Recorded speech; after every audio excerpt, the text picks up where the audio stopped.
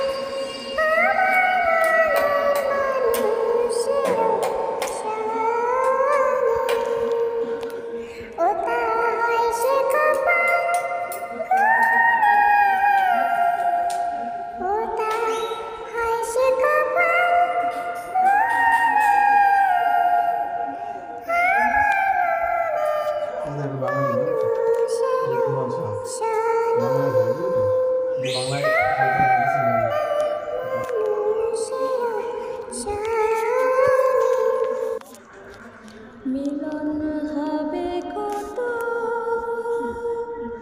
দিনে, ও মিলন হবে কত দিনে, আমার মনে মানুষের সনে,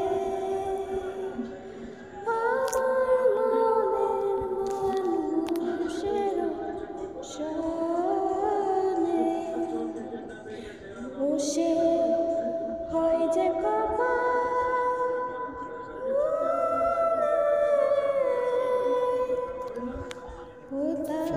হয় যে